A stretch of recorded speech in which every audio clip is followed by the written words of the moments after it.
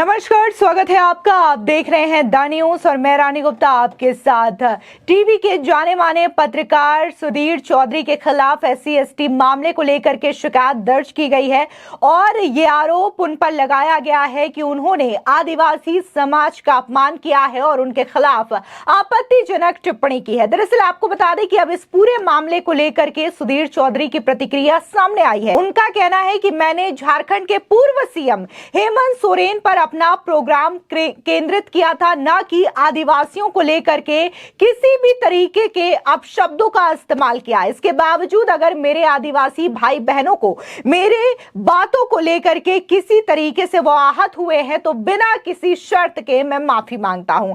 अब ये जो उनका बयान आया है उन सब के बीच में कांग्रेस के नेता हो या फिर कुछ यूट्यूब के पत्रकार हो, उनके रिएक्शंस भी सामने आ रहे हैं। फिर चाहे वो अजीत अंजुम हो या फिर पवन खेड़ा हो, उनका ये कहना है कि आपने आदिवासियों का अपमान तो किया है, अब माफी तो मांगनी पड़ेगी। वो फिर चाहे आप बिना शर्त के मांगे या फिर आप सशर्त मांगे। आपको बता दें, दरअसल सुधीर चौधरी ने एक प्रोग्राम बनाया था ब्लैक एंड व्हाइट, उसमें उन्होंने हेमंत सोरेन की गिरफ्तारी, ED का कनेक्शन, मनी लॉन्ड्रिंग और उन पर क्या आरोप लगा है, इन चीजों को लेकर के बकायदा अपने प्रोग्राम में डिटेल्स में जानकारी दी थी। इस दौरान उन्होंने ये भी कहा कि जिस तरीके से 1 फरवरी को कोर्ट में उनकी सुनवाई हुई थी, उसके बाद उन्हें 1 दिन की रिमांड पर भेज दी जाती है ED की, तो ऐसे में उन्होंने अपनी सहयोगी चित्रा त्रिपाठी से यह सवाल करते हुए कहा था कि आज की रात तो हेमंत सोरेन के लिए ऐसी हो जाएगी कि 40 साल वो पीछे उसी तरीके से पुरानी लाइफस्टाइल में चले जाएं, क्योंकि अब तो उन्हें महंगे महंगे घरों में रहने की आदत हो गई है। चार्टर्ड प्लेन में वो कहीं आते जाते एक पूरा का पूरा आलीशान जीवन जीते हैं। ऐसे में आज की रात उनकी जेल में किस कदर कटने वाली है। अब ये जो कटाक्ष किया गया था, ये जो व्यंग किया गया था, वो शायद कुछ लोगों को रास नहीं आई और सीधे तौर पर जो हेमंत सोरेन के समर्थक हैं वो थाने पहुंच जाते हैं और SC/ST मामले में केस दर्ज करवाते हैं। बता दें कि सुधीर चौधरी के खिलाफ SC/ST एक्सट्रोसिटी प्रिवेंशन एक्ट 1979 के तहत मामला दर्ज किया गया। अब इस पूरे मामले को लेकर के जो है सुधीर चौधरी ने बकायदा अपने सोशल मीडिया साइट पर एक पोस्ट किया है और वो लिखते हैं कि आदिवासियों के अपमान के बेबुनियाद आरोप को लेकर मुझे सोशल मीडिया पर नफरत से भरे संदेश मिल रहे हैं। इससे मुझे बहुत दुख और पीड़ा हुई है। हेमंत सोरेन की आलोचना करना आदिवासियों की आलोचना या फिर अपमान नहीं माना जा सकता है। साथ ही उन्होंने कहा कि मेरा शो इस बात पर केंद्रित था कि कैसे अमीर नेताओं द्वारा आदिवासी वोटों का दुरुपयोग किया जा रहा है। एक छोटी सी वीडियो क्लिप लगातार शेयर की जा रही है जो कि पूरा संदेश या मैसेज नहीं देती है और ना ही इसका कोई सही संदर्भ निकलता है। इस वीडियो से भ्रम फैलाने की कोशिश की जा रही है। साथ ही वो आगे कहते हैं कि मैंने आदिवासियों के लिए किसी भी तरीके से अपमानजनक शब्द का प्रयोग नहीं किया, ना ही पहले कभी किया है। मैंने हमेशा आदिवासियों का समर्थन और सम्मान किया है और उन्होंने भी हमेशा मेरे और मेरे टीवी कार्यक्रमों के प्रति बहुत ज्यादा प्यार और स्नेह दिखाया है। मैं उनका अपमान करने की कभी कल्पना तक नहीं कर सकता। मैंने सोशल मीडिया पर सक्रिय हर व्यक्ति के प्रति जवाबदेह नहीं हूं, लेकिन मुझे लगता है कि अपने आदिवासी भाइयों और बहनों को अपनी बात समझाना मेरा कर्तव्य है। अगर मैंने अनजाने में अपने आदिवासी भाई बहनों की भावनाओं को ठेस पहुंचाई हो तो इसको लेकर के मैं बिना किसी शर्त के माफी मांगता हूं।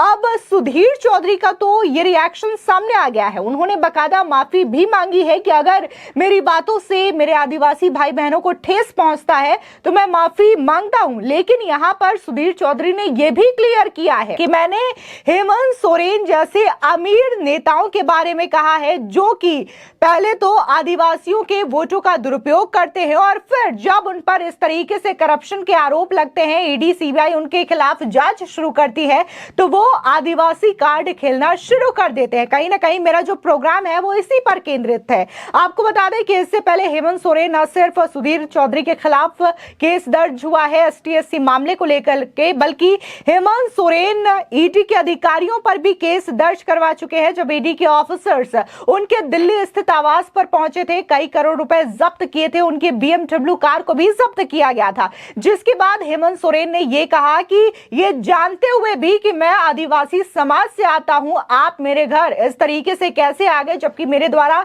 यह कहा गया था कि मैं 31 जनवरी को ईडी के समक्ष हाजिर होऊंगा। तो बताइए, इस बात को लेकर के भी ईडी के अधिकारियों पर केस दर्ज किया जा रहा है। अब अगर हम वहीं कांग्रेस के नेताओं की बात करें तो यहां पर तमाम तरीके की प्रतिक्रिया कांग्रेस के नेताओं की ओर से देखने को मिल रही है।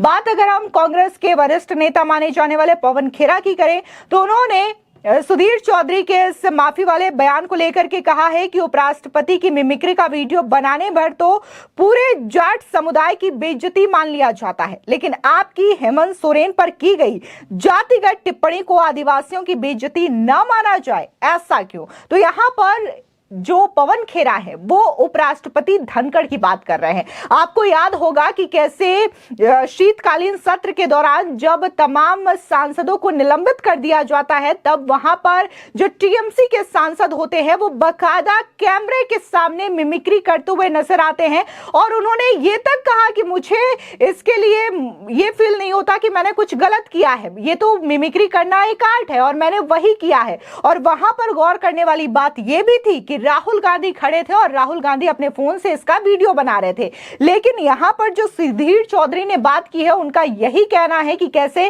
पहले तो वोट का दुरुपयोग किया जाता है, फिर इस तरीके से विक्टिम कार्ड खेलने की कोशिश की जाती है। अब अगर हम बात करें तो यहां पर बीवी श्रीनिवास कांग्रेस के नेता हैं, इन्होंने लिखा कि कानून को अपना काम करना चाहिए ताकि दोबारा इन्हें माफी मांगने का कष्ट ना उठाना पड़े। वैसे जेल जाने का खौफ है या फिर चैनल का डंडा है। वहीं अगर बात हम यूट्यूबर पत्रकार अजीत अंजुम की करें तो उन्होंने भी इस पूरे मामले को लेकर के अपनी प्रतिक्रिया जाहिर की है। उन्होंने सुधीर चौधरी का एक पुराना फोटो शेयर किया है और कहा है कि ये फोटो किसका है और इस फोटो में दिख रहा शख्स का तिहाड़ से क्या रिश्ता है।